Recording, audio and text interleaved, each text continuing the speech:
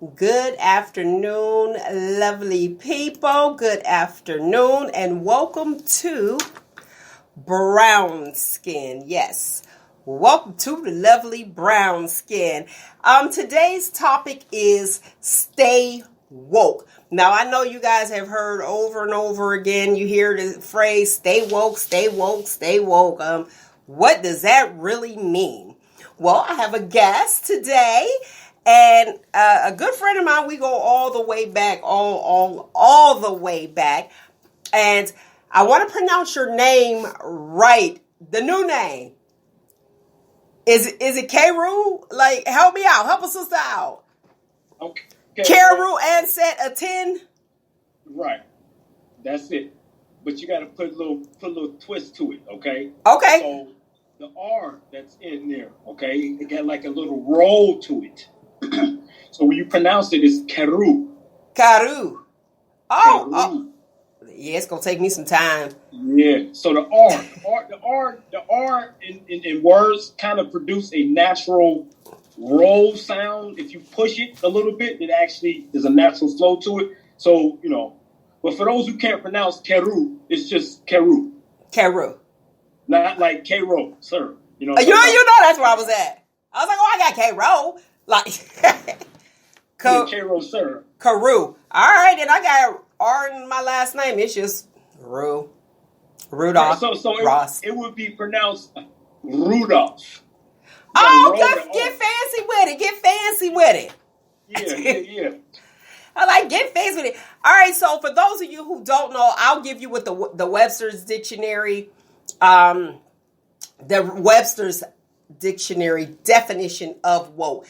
I had a problem with it, but I'm going to give it to the people because y'all already know how I roll. I believe in edutainment, okay? So woke, according to Webster, is a slang term easing into the mainstream dialect of AAVE. What's AAVE, you ask, in case you don't know? African American Vernacular English. I just think it's just more letters for Ebonics. You know what I mean? I'm like, they just trying to get fancy with it. Let's just call it what it is. So I guess it's a term that we use, even though we know woke was the past tense of being awake. Woke. What actually? Yeah, the past. What would that be? That's right. It was awake, woke. Awake. Yeah, awake, past right. it. Awake. Okay, she's awake. She's woke. I guess it might be us. Did we do the woke? Yes, I think we did. I did a little bit of research on it as well, and what came up was that, pretty much what you said, that's a word you won't find in the normal dictionary, per se. So the way the word is used, woke, okay, it's to awaken somebody. But, awaken is in the present tense. Woke is our past tense. Right. But woke right now, what we're talking about is being awake.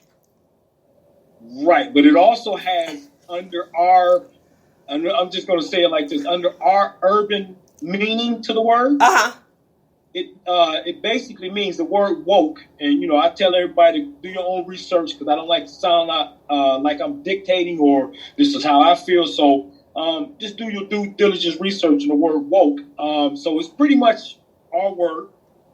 Not like we own it, but we used it. So basically it's to bring awareness to what's happening socially. Injustice, right. Being aware of injustices that are done to black people, quote. Okay, social awarenesses, because that's what it's all about now. Right. Our injustices that's happening with us that has been happening a long, long time ago. And we're at the time where, I don't know if you don't know, I want you guys to take some time after the show, after Brown Skin, take some time and research Bloody Sunday. And I'll kind of give you a quick review. Bloody Sunday is actually what's happening right now where the police was killing black people back in Selma. So way, way back. So this is an ongoing thing. This is nothing new, and it's like, oh, this is happening right now. Even when we talk about George Floyd and they're, picking a jury for that ex-police officer that killed him, that murdered him. I think that everybody who was asleep and tired and yawning, I think they woke up because of coronavirus. Everybody was still and wasn't moving. So during this particular, because it's been going on for years, like I said, decades it's been going on. And everyone was able to see that video because we all had to stop. And I think that if we didn't have the COVID, people still would have been going on with their life like, oh, what happened? Okay, then they on it a little bit, just like the Breonna Taylor. They're on it for a little bit, and then they move on past that and go to something different. But everybody had to stand still, and they seen that it was blatant murder. I'm going to say it's murder. They wouldn't have never picked me for the jury because I'm already like, bye. You know what I mean? So that's the woke. So we can actually agree is social awareness, is being aware of what's happening in the injustices to our people. So welcome again to Brown Skin, the clear and uncut conversations about us. I wanted to, I asked for you to come on the show, wanted you on here because I want you to explain to us when we hear, as far as brown skin people, when we hear the woke person, because I ain't lying, there's some people that's over the top. I mean, they woke. Like, right. Woke. And I was like, I understand passion, but they're mad at me because they think I'm asleep. They think I'm taking a nap. I'm like, wait a minute, I understand. I see it. We do things differently. We channel things differently and we respond differently. So, you introduce yourself to the listening audience and the viewing audience. Okay, everybody, how y'all doing out there in the world? Okay, real quick, a lot of people recognize my face. I don't know if y'all can see me. Okay, let me take my hat off. Okay, so currently, my name is Kheru Ansett Acton. Okay, a lot of people know me by Shaheed. Yes. More people know me by Terrence. Yes. Okay? So all those names. I use all of them. I don't have any problem if anybody uses any one of those particular names. But I'm a longtime friend of Mel's. We go back to, teenage? Yeah, you knew me more than half my life. Yeah. And one thing I want to say about Mel, everybody, Mel has always been an upright person as long as I've known her. Thank you. Yes. So when she asked me to come to the show, I felt like I was being nominated for an award or something. Okay? Because I watched the show numerous occasions. I haven't watched all the show in its entirety, but I get bits and pieces. And I see what she stands for. And basically, she's just trying to bring, awareness through her talk show to all the issues that we are faced to on a day-to-day basis. So we need awareness. And this is why I think that she asked me to come on the show to talk about woke. Yes. As we know, woke is synonymous to awareness, being conscious, okay? So basically, I don't want to ramble on about myself, Mel. I would like you to kind of answer the questions and just get into it. Yeah. Oh, okay. I'll do my best. I'll do my best to answer. Okay. All right. Well, let's start from here. Terrence. I knew Terrence. Then Terrence went to Shaheed. Talk to me about that. Is that a name that you chose, or like you was like, that's sweet, I'm about to my name Shaheed? Yes, I chose that myself. Okay. I have been on a path for a very long time of being woke. Okay. And to use air quotes to the listening audience. Go ahead. Right. Woke. Okay. And a part of my awakening started through certain rappers. Okay. Like who? Like KRS-One, X-Clan, Big Daddy Kane, Brand Nubian, Poor Righteous Teachers. Yeah. Just to name a few of them. Okay.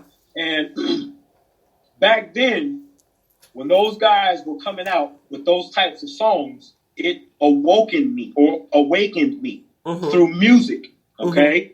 These guys were talking about a whole bunch of social issues and things as far as culture, and I gravitated towards that. Okay, so to make a long story short, as years went on, I began to study more and more and more and more and more and more and more and found out some things. Okay, so basically the name change came from me not wanting a European name anymore to myself. Okay. It's not that it's a bad name. My mom named me. She didn't know no better. You know what I'm saying? But as far as me having brown skin, I think I need to have a brown name. Okay. Okay. And what I mean by brown name is maybe I can explain it to where it's a cultural thing. Okay. So doing research and came across the name Shahid. I got into the Nation of Islam for some time. That turned me into a very studious, a very learned individual. I was definitely passionate about, me learning about culture, okay? And as time went on, I elevated through different schools. So that's where I'm currently at a Egyptian name, which is Kheru and Set Action. To make a long story short, so basically I just chose names because within my learning, I was told that as long as you hold your slave master's name, you will never have a true identity to yourself. So even if I had to make up a name, like some of our people do within the Black community, we make up names, and sometimes the names sound a little so-called ghetto. I don't think we should do that anymore. We need to let these women be creative with the names they're coming up with because they're unique. Okay? And, it's not tied to a European naming system, if you will. So, some of the names can get a little crazy, but crazy ain't really a bad thing.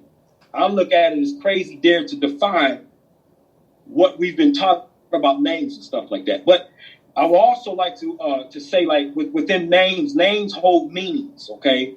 A lot of cultures have names, and they try to govern or raise a child according to that name, okay? And that's one of the things that we have lost in this America that we live in. We have names, but we don't have meanings to the names. And I think if you give a meaning to a name and try to raise and bring up a child under the meaning of the name, it will help mold and shape them into a different person, okay? So as far as the name change, Mel, just a little bit of history on why I changed my name. And, I could go on and on and on and on, and I don't want to ramble on, because I don't know, Yeah, we got an hour. We got only an hour. That's it. Okay. But now when you said with the name, and you are absolutely right regarding the name, you have to watch what you name your children as well. And here's the thing, when you name a child and they take on the meaning of that name, and that name may have been not, speaking with the culture, just period, that name may mean something, and then you're upset. Now, we'll go with the name like Malik. Now, I named my son, his name is Malik. My son, too. Now, King, great ruler. Problem was, in school, they kept calling me up there, but I already know what I named him. So here's a leader, a great ruler. He's not going to comply if he doesn't agree. So it's like, okay. And then my daughter, who has a European name, most will say Courtney, but it means attendant to the king. Ironically, my son named her. I don't think he even knew that it meant that, but it's like, oh, this kind of go together. You know what I'm saying? Right. Now, with my name, I'm sure everybody like, oh, Melanie. And growing up, honestly, because I wanted my name to be like, I needed an Isha. I needed something. And I was like, I'm the only chick in the projects whose name was Melanie, I'm like, what the heck? Yeah. So, long story short, but Melanie actually means brown-skinned, hence the title of the show, brown-skinned lady. That's it. Now, I'm like, okay, then, let's do it. So, yes, there's meanings behind the name. So, I'm with you on that, and I had to just share that. Now, when we talk about the woke people, the social, and we came together, decided, okay, woke is social awareness. But you have those who like to force it on other brown-skinned people and feel as though that brown-skinned people don't know. They're like, you don't know because that passion they believe is not there. What would you say to that person? And how do you approach people as far as making them aware of what's going on? Okay, well, I'll tell you right now. that comes along with the learning process. Okay. We get so excited sometimes when we learn something new, and we feel so passionate about it, and we have maybe even gone to the extent to know beyond the shadow of a doubt that what we've learned is actually a fact. And when you have facts or things that you can prove or have a strong proving for it, you tend to push a little more passion sometimes than's needed. Okay. So I think it's more of an excitement thing, to where, when you learn something so profound and you want other people to wake up to it or be aware to it, or give consciousness to it, you come off kind of pushy, okay? And I don't think that most people who do that is their intent, to force it on somebody. I would say it's the passion behind what they've learned. And sometimes if it's not, read properly or not given properly, it will be misinterpreted as you're forcing it, when it's just a strong passion. So through my years of learning, I have always been they say, well, you can't say it like that. You got to find another way to say it. And I'm non-aggressive. So I'm like, what do you mean find another way to say it? I try to give the utmost respect when I try to bring knowledge to people and awaken them to certain things. I don't force it. I'm just passionate.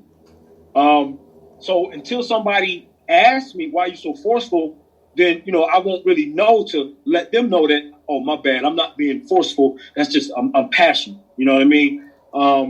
So the way I go about it now is, from learning that flaw in my character of coming off forceful, I had to find awareness. Well, why do people keep telling me you can't say it like that? You got to find another way to say it. I'm like, man, I'm saying as nice as I possibly can say it, but the passion is what made it seem like I was forcing it. And a lot of people used to call me militant. And I'm like, militant? I know the definition of militant. I don't walk around with a gun trying to teach people. Militant is, almost like you're getting into a fight. And I never would get into a verbal fight or a physical fight. It was just a passion behind it. So until I understood, I need to learn how to express to people that I'm not being militant and I'm not being forceful. I am passionate. So until people get aware of using the word passionate, they're going to always sound like they're being forceful. But then you do have some people who have become cocky and arrogant within their studies. And that's not a good thing either.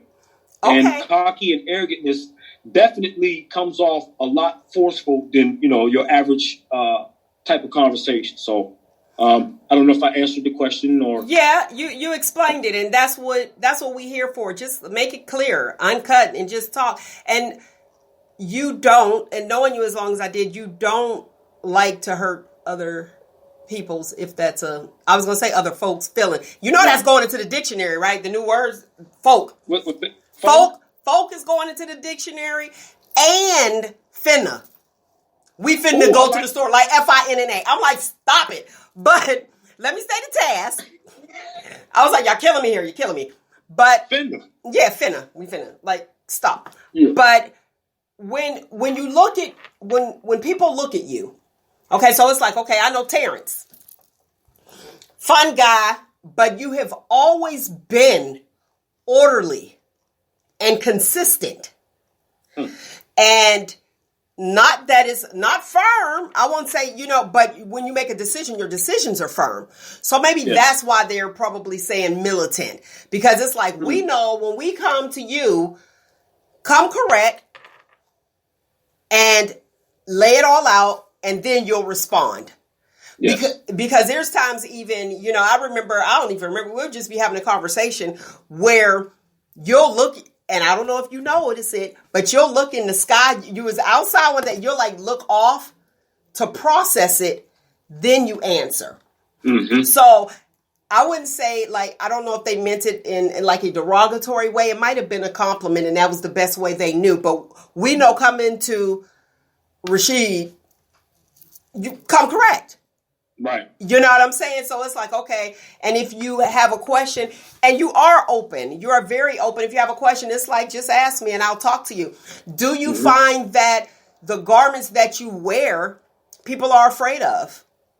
Do you find that it's like it's intimidating? No, I think that's because you have it on. You're wearing it. Well, I mean, people that know me, they shouldn't feel like they couldn't ask me a question. Now, I can get that from somebody else who's this guy? What the hell's going on with this guy here? But people who know me, they should never feel that way. They know, listen, I don't want to hurt nothing. So ask me. I've never screamed down on somebody. The guard should actually incite you to ask the question, what is that? But the way things are, I'm just keeping it 100. The way things are, people are intimidated by that. You have people that are not brown skinned that want to ask us questions about our hair and can't and don't want to be offensive. That's where that white fragility comes in. But as a brown skinned person, and you know me, I'm the listening audience, keep the questions coming. I'm trying to ask them. Some people feel as though that they don't know if you're going to be that woke person. It's like, oh, okay. And so what they do is they compliment you. That's nice. But want to ask questions. What does that mean? You know what I mean? And pretty much, like you said, people that don't know you, they're like, okay, wait, what am I getting? The fear of the unknown. I'll put it, that's it. Fear of the unknown. So you personally feel as though that the clothes that you wear, just because it's not the same, and I don't want to put words in your mouth, not what we're accustomed to, shouldn't be a fear factor. By no means. You got to, and I'm going to borrow this from Martin Luther King. He said, judge according to the content of the character and not the skin. Okay. So I would like to think that what I have on does not intimidate a person. But then again, who am I to say, what's intimidating and what's not intimidating? You know what I mean? Mm-hmm. But I really do wish people would ask questions. You know what I mean? Instead of, just speculating and assuming, just ask the question. If I don't know, I'm going to tell you I don't know. I don't like to lead people in the wrong direction and tell them one thing when, it's the total opposite. So, for anybody who see me in the future, and I might. Well, this worldwide, so everybody's gonna see you. Okay. So if you ever see me out somewhere, hey, ask a question. If I can answer it, I'll do the best of my ability. That's all I can say. Never be intimidated. I would be more intimidated by, I don't mean to go here, but I'm gonna go here. Dude walk around with his pants sagging. Mm-hmm. I'm more intimidated by that. Go there. Mm-hmm. You know what I'm saying? Like, what in the world is going on? Where's your thinking? Okay, you got your pants below your waistline, and I don't know how you manage to keep them up, but you know what I mean? To me, that's a little intimidating because real talk, I be wanting to go up and strike a conversation with brothers who wear their pants down like that. Like, dude, what is possessing you to wear your pants like that? Do you not know that people look at you and you might not care, but the mass general population looks at you like something's wrong because you can't pull your pants up. Yeah, or you need a belt. But I'll tell you the answer to that, and I'll tell you how we can correct that. Well, we know things are a little different now, but men like women. If the women stop dating these guys, they'll pull their pants up. Right. You're trying to impress. And, I'm not a guy, but guys, from what I know and seen, they try to impress females that they like. So if we are not requiring certain things, it's like, and if we're going to date you with your pants hanging down, guess what? I don't need to pull them up. Yes. So our young ladies need to adhere to that. Because guess what? You can't bring them home. You going to bring them home to your father with his pants hanging down? No. But what you did when he sat there and spit game, you accepted it. So he knows your standard, where your standards are because you accepted it. So we have to actually, that'll pull them up, and once they realize they ain't going to get no coochie, y'all be like, yeah, we need to do another topic on that because I got a lot to say about that. And just like you said, it starts with the feminine power. Y'all got so much power, but it's almost like the power is unaware. I don't know why. I don't know why. Power of the P, of the cat. There you go. I don't know. Listen, right. That the power of the P gives birth to us. Okay. There is only one way into existence, and that's through you all, females. So you gave us power first and foremost. You gave life. Okay. So we need to do a topic on that because we need to bring awareness to these young females who are up and coming.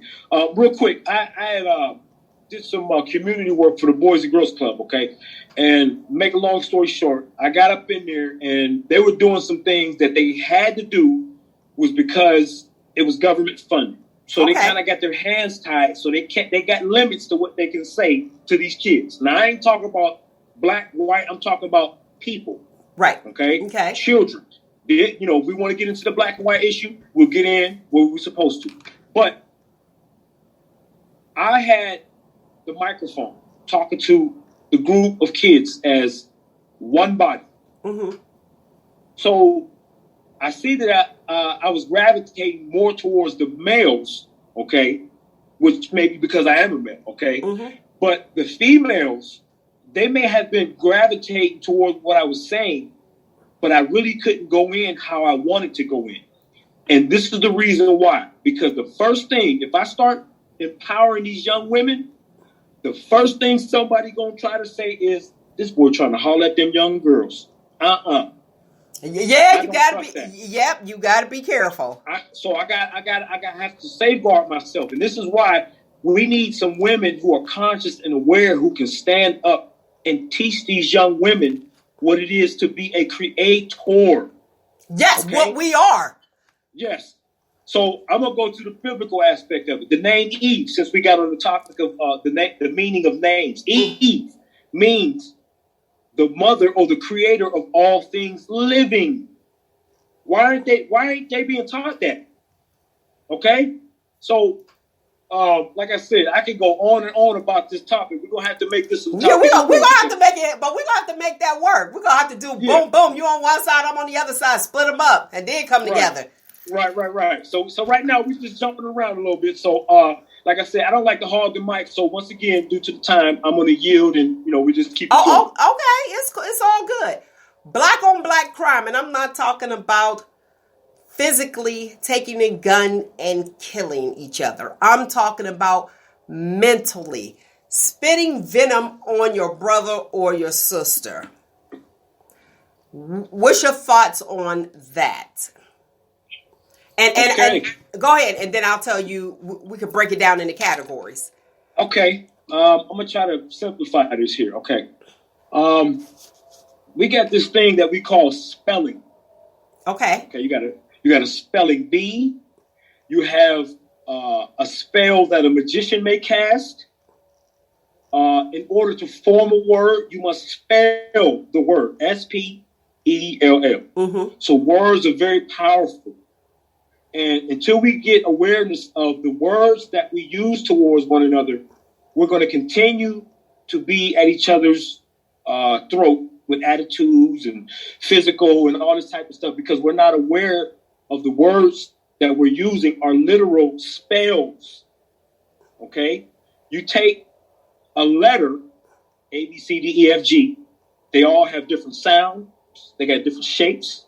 You take those letters and you form words, okay? So this is how a word is constructed through the art of spelling. So once we get the word constructed, then we cast the spell either verbally, text message, sign language, and then sometimes we can speak without even talking, body language, okay? So until we get to the point that we know what words are really and what they're used for, we will never really be able to communicate with each other as best as we could. Because there's a lot of words that we use on a day-to-day basis that don't have anything to do with what it really means. We've gave it our own definition. So certain words have to be addressed because they're so powerful. And if we don't address those particular words, we're either going to use the power to harm, or we can either use the power to heal a person with words. Spelling. So we have to watch how we cast our words toward one another, because if not, we can have some conflict. So with that, I'll yield on that. Okay. Now, speaking of words and giving words power, because it's us that give the words the power, let's talk about the most popular, the popular pronoun, okay? Pronoun, proper noun, wherever you want to use it in the sentence. The word nigger. Okay? Yeah, go ahead, take a sip. The power behind that word, I can't believe it has that much power. How does that word affect you when you hear that? If somebody, let's go with somebody just saying it to somebody, and not nigga, like that's your boy, whoop-de-woo, because it's all about the context in which it's used. Right. Again, the power. Go ahead. Let's talk about that word. All right. Man, we could talk for years on that word, but I'm going to try to be simple and plain with that word. Okay, go ahead. For me personally, like I just got done explaining, I have learned to diffuse the power of that word. Okay. Okay. There's a lot of talk about the word coming from this culture, that culture. The Europeans use it as a derogatory term. So this word got a lot of roots connected to it. Okay. There's a lot of made up meanings to the word. I don't care who's using the word. There's a lot of meanings to it. And I think some people allow the word to have control over them. And then other people's, they use it as a term of endearment. Okay. Like, what up, my nigga? Okay. Mm-hmm. They're my niggas over there. Okay. So the tone and the way in which we're using it also plays a part. Okay. Okay. The spelling, remember, the spelling plays a part as well. So we have the word nigga and we have the word nigger. Uh-huh. Okay. I ain't never heard nobody in the black community refer to one another or somebody else as, those are my niggers. What up, my nigger? I'm going to hang out with my nigger. Okay. So first and foremost, the tone and how it's resonating just don't sound right. Okay. We're soulful people. We know what sound does to us. So that particular pronunciation of the word. Now, I'm not trying to justify the word. I'm just trying to put the things about the word on the table that we need to be aware of, so we can either continue to let this word cast a spell on us to whether we're being influenced to the point where we want to fight somebody, or we just look at it as, you just saying what's up. Okay. So what I will say is, when we use the term nigger, we can also flip that word and be like, man, let's go get them niggas. It takes on a whole nother frequency and tone. Man, you know what this nigga did to me? Okay? So the tone, we got to pay attention to tones and be sensitive to tones, because sometimes the tone doesn't match the word. Okay? We have to match the tone with the word. Now, tone. Wait. The examples that you just used were pretty much aggressive, like on some get back. You know what this nigga did to me? Let's go get these niggas. That sounds like, okay, this is, so there's your, and I'm going to say black on black crime, because we don't allow the white people to use the word. They can't even say nigga. You know what I'm saying? You know that, like, so boom. So there's your black on black crime. But when you use the word nigger, and you're right, ebonically, that ain't it. It's just, it's Niggah or A. Now watch this. If you, I'm not responsible, because the word don't bother me. If somebody was saying it around me, if somebody said, hey, nigger, what's your response? Me personally, I would, this is how I get down. I would ask them, why are you calling me that first? Okay. And if they will sit there and let me talk to them, because some people are in such a rage, they don't want to talk. They just want to say the word and skedaddle. No, I want to get inside the psyche of that. Why are you using that word? That word has no power over me. So you're wasting your power. Okay? Now watch this. That ER, listen to this. Just Just a suffix. That's it. It's just a suffix. Right, but that suffix is also an acronym. Okay. Come on, tell me. Come on. If other people, other races want to use that ER, they may get sent to the ER, the emergency room. Right. That's the word. Okay. Now, see, if somebody were to call me a nigger, I'm not going to respond. I'm not going to respond because that's not who I am. And it is the recipient that actually gives them power, that gives power is energy. Same.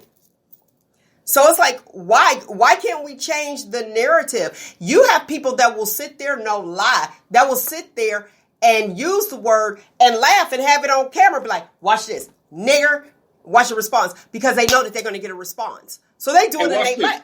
Go ahead. Let me jump in. This is another thing I like to hit those people who like to use that word, okay? And I'm going to use the Bible because that's a well-known book, okay? Go ahead. So any and everybody that's listening, I challenge them, not so much a competitive challenge, but just to take the challenge. Go ahead, take the challenge. Go ahead.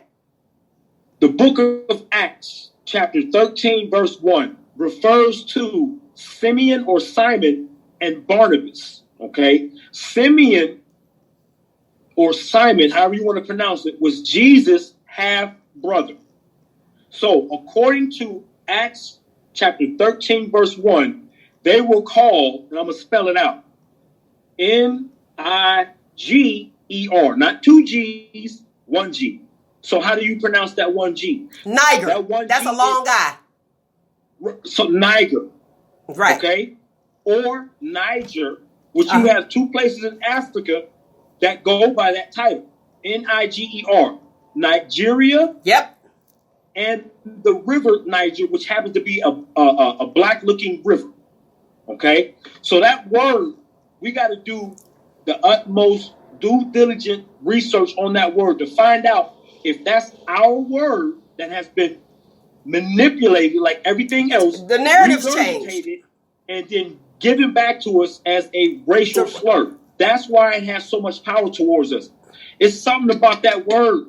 It's something about that word that we're not connecting to.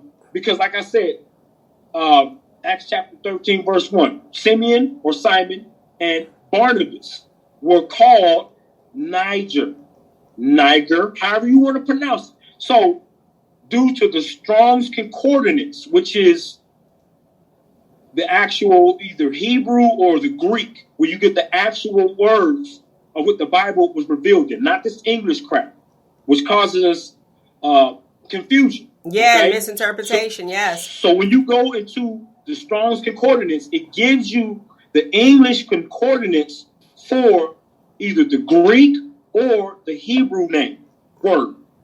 Then you'll get a whole nother meaning.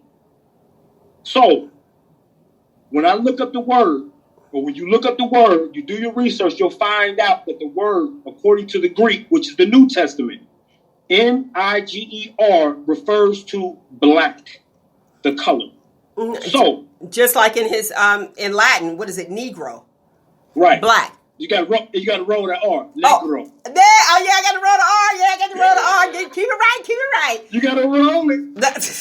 Now here's and I wanted to ask you that because a lot of times, like with words, like I said, words are powerful. Either way, either we remember the experience we had with words or people, the proper nouns, we'll say, as far as, with the word nigger and what they're using it for now and why they use it as a negative. Usually with that, it's the experiences from the person, place, or thing that attaches us where it actually it gives us meaning. So let's just say I walk in a room like a table. Okay, you look at the table. There's a thing. Boom. Then we got ourselves a noun. There we go.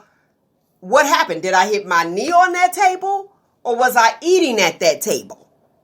You see where I'm going with that? It's like, So it's the experience. And then you have like the younger generation that has taken on that as a derogatory. Like you said, we need to do the research and see where the word derived from.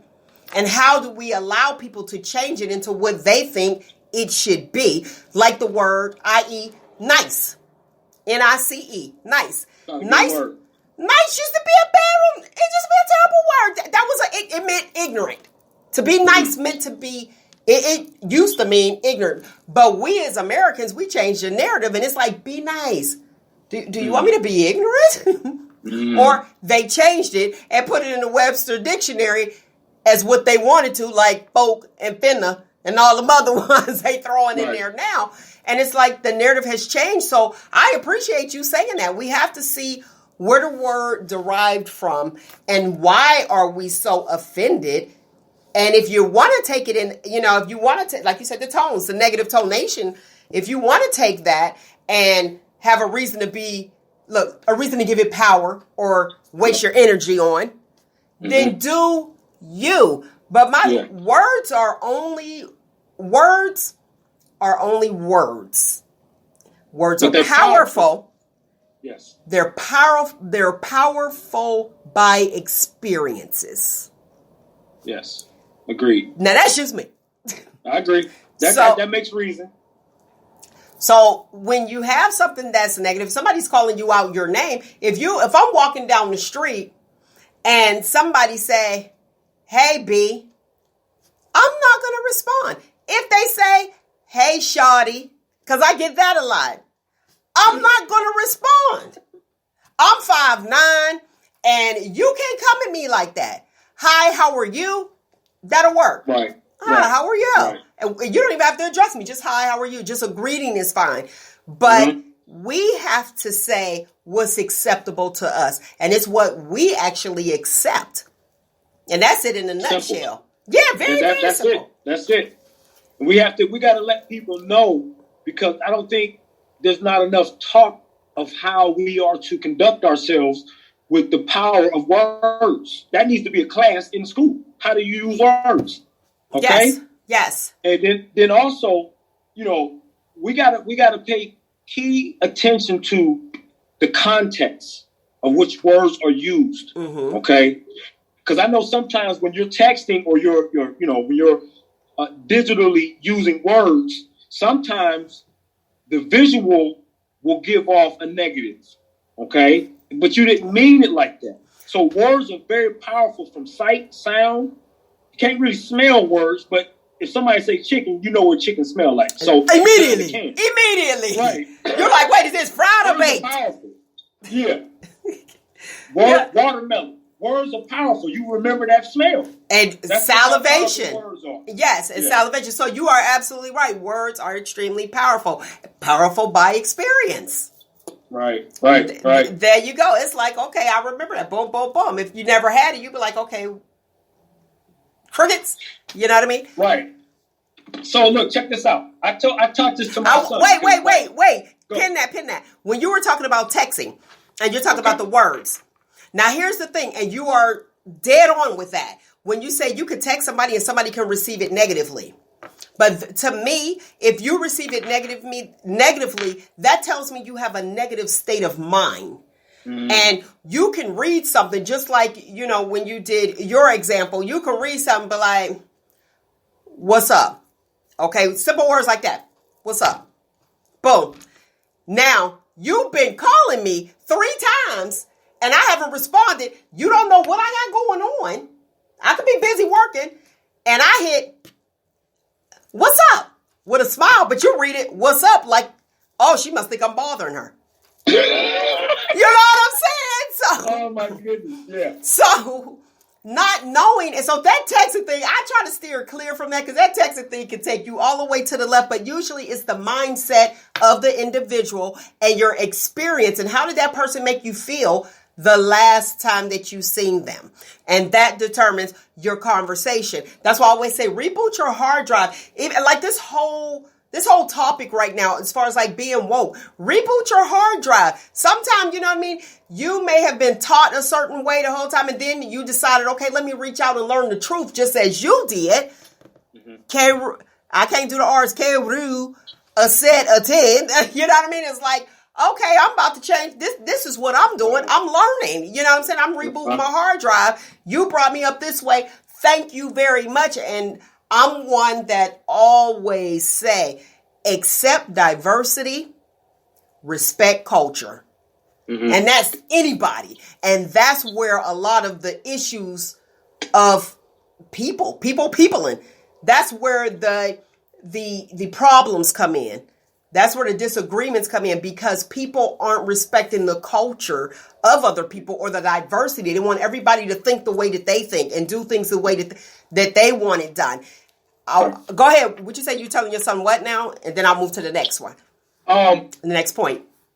Teaching my sons how to not get caught up in that word. Okay. Okay. Very good. So I give them defense. Okay. Okay. I tell them don't let that word bother them. Then I give them a brief little history class on the word and why it seems to be this way, but you can't give it no power. So I tell my children that if a person from another race uses that word towards you, okay, and it's used in the contents of a harmful way, you got to defend yourself with that, okay? So basically, I taught them that if somebody calls them that word, you can do two things. You can either ignore them, but what you ain't going to do is you're not going to let your guard down, because now they have said a word to you that you might not see a here and now threat, but somewhere down the line, they might try to bring harm to you. So you can ignore the word, but don't ignore the person now, because they might try to come back and get physical. They just open up the door that says, I don't like you. Keep your eye on it. That's all I say. Then I have another little weapon, and this is for those extreme racist people who just don't want to see it no other way. Okay, well, you know what? I'm going to snatch that word up out of your being, okay? And I teach my sons, that's going to go over people's head, but this is how I tell my sons to respond and defend themselves if somebody wants to use that word and don't want to fall back. You say simply, that's why you got to use sunscreen. Who responds like that? Right. That's not an average response. The next time they're on the beach and they putting on sunscreen, okay, they'll realize they will be woke at that time. Well, those niggas don't have to wear sunscreen. So I might get that point across, or they might be lost in the sauce. But that's how I teach my son just that. That's why you got to wear sunscreen, not on. Most people don't. Like I said, I give them a whole breakdown and build. If they need to use that to explain to them what the hell is going on. So basically, the word just no power. Mm-hmm. But I got defense for those who want to keep forcing it. You got defense, though. Like, I got armor. Yeah. Like, I have the armor. Now, I want to talk about the wait your turn. As Black people, we tend to, okay, this person, it's their turn. They've been waiting. It's their turn to be in leadership or politics or wherever. And everybody's going to go and we're going to vote for this particular, I'm just giving you the example. We're going to go and vote for this particular person. No, you can't run. You got to wait your turn. When you hear people saying, wait your turn, as a Black person, or as a brown-skinned person, let me use the title of the show, as a brown-skinned person, how does that make you feel if you know you have the talent and somebody else has the talent? They've probably been waiting 15 years, and they're like, no, we're not going to vote, as if it's like a gang within a gang. You know what I mean? It's like, okay, well, we're going to all vote. All the Black votes is going to go to this Black person and not to you. And no, you can't run at this time. What's your thoughts on that? That's kind of tough because, is that a part of, when I'm switch up the term here, is that a part of paying dues? Some people pay dues for a long ass time, and they should have been had their dues served to them. Okay? So here's the best way I would handle that, okay? If I got to wait my turn, and I may have some better feedback or better input or better strategies than the person, I'm going to have to ask them to hear me out. Then I hear you out. Let's put it on the table, and we'll compare and contrast. If you got to take a little bit of mine and add it with yours to get this thing straight, then by all means. I'm not looking for credit. I'm looking for solutions. So there you go. If I want that position, that's kind of egotistical. I want solutions. I don't care if I'm a pawn or the king. I don't want to go to war. I want solutions. Okay. But, for those people that feel like they paid their dues or somebody's telling them to here comes the new guy and they want to go ahead and they want the position. And they're like, no, wait, we're going to go over here. I don't need you to run it this time. I need you to do this and sit still. And I want we're all going with this guy. You need to come on board this way.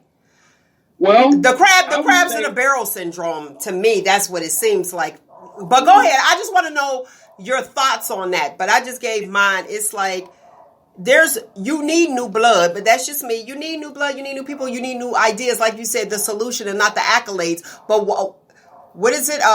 Bishop Noel Jones. The intent is in the content.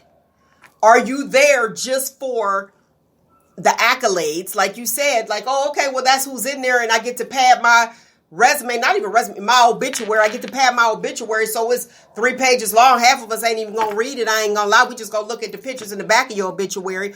Or are you there to make a difference? Yeah, that's the big question. What are you here to do? Okay. Now, if I was a CEO of a job or whatever, eventually my day gonna come where somebody gonna have to take over. Okay. But no matter whether I'm at the top or I'm all the way at the starting bottom, you have to understand that you must be willing to have your intentions to be a solution solver. You're going to work your way up, okay? And, I don't know how many CEOs you can have at one particular time, but the best qualified person, most likely to get it. But we have to be fair in our dealings to where when we're putting things on the table, we look at this person's resume, we look at that person's resume. It might be even a close call. You got to figure out what the goal is. Right. What is the goal? Like, what are you trying to achieve? But you do have those, and I'm just going to keep it 100. You do have those people that they wait their turn. We need them to be in charge when they're actually not in charge. It's the person, like you said, your time is going to be up, but then you're in charge. So you dictating from the house. You understand what I mean? I see this and I just wanted to know what's your thoughts. And I like the analogy that you used, but how do we fix this? And we need this new blood. And you actually pretty much said, what do you have? What do I just want solutions. Like, here, you can use this and you can use, or let's see, whoever it is, let's all work together as a team. But you hear it over and over again. Brown skinned people cannot work as a team. Other races, they can stick together, which I beg to differ because it is there. We just don't see, inside. It'd be a whole lot going on, okay? But you hear with us over and over, oh, we can't never get along. We can't come together. That's why we're the only race that don't. And that bothers me too. We're the only race that can't come together. Not true. But it's sad, back to the power of words, that a brown-skinned person is saying we are the only race that can't come together.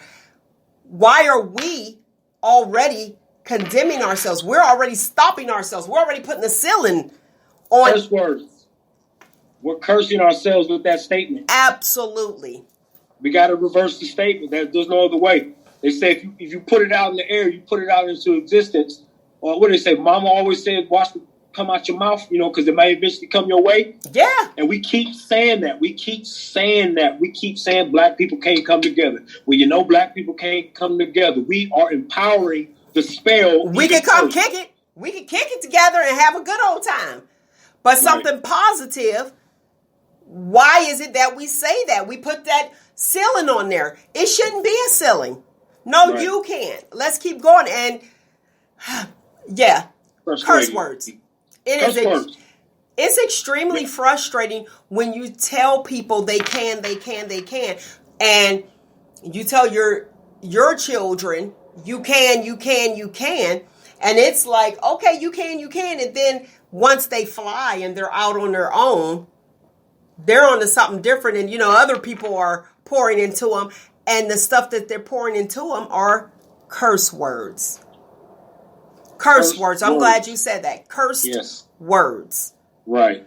And that's what we need. That's what we try so hard to prevent ours from being around, because we have to protect our positive energy. We have to.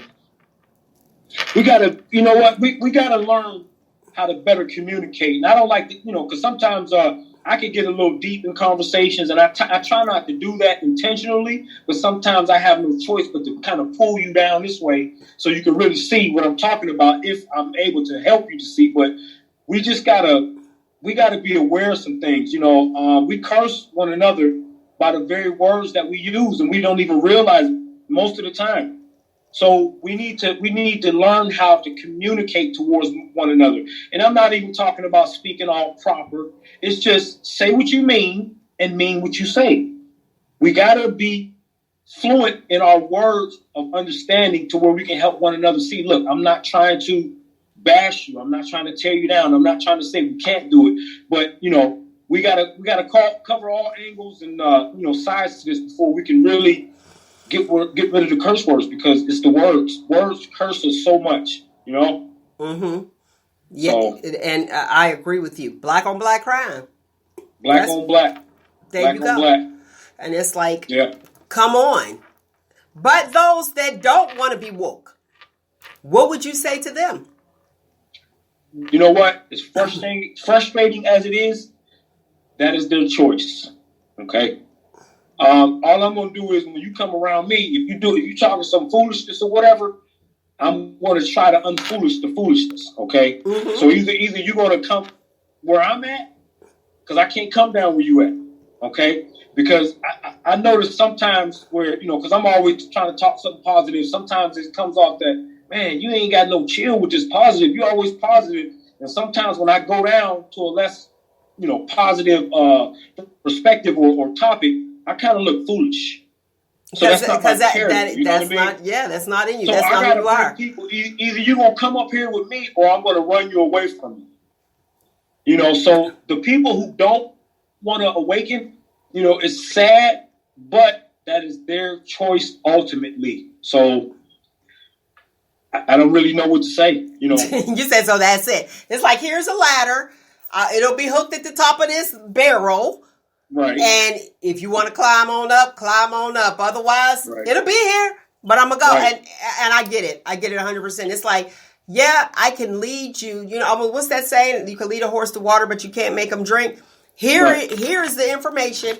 Here's what you need to be successful. But I'm not going to do it for you. You have to put in the work. Do the work. All right, lovely people. I'm getting ready to end the show. We are getting ready. I'm like, I had such a good time. See, that hour went fast, didn't it? Too fast. I'm like, hey. Look, I'm ready to do like a 10-hour show. So I can keep going. Like, I'm ready. Today's footnote is accept diversity and respect culture. Everyone is different. I'm sorry, there's no cookie cutter on us. We're all individuals. Come on, Kheru. I got Kheru. There you go. Kheru.